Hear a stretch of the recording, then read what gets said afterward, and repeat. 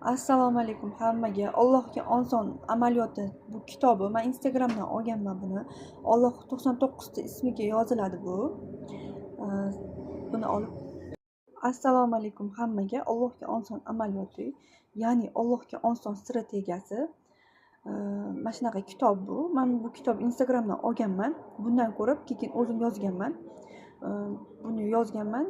Qarzlarim ko'p edi. Qarzlarimdan o'sha usulni qo'llab, qarzlarimdan qutulganman.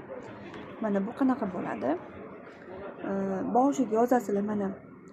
Misol uchun qarzinglar bo'lsa, meni qarzlarim mana shuncha, men qarzlarimdan qutulishim menga qiyin, Allohga oson. Mana shunaqa qilib har bitta ismlariga o'zingizlarning niyatinglarni yozib ketasizlar.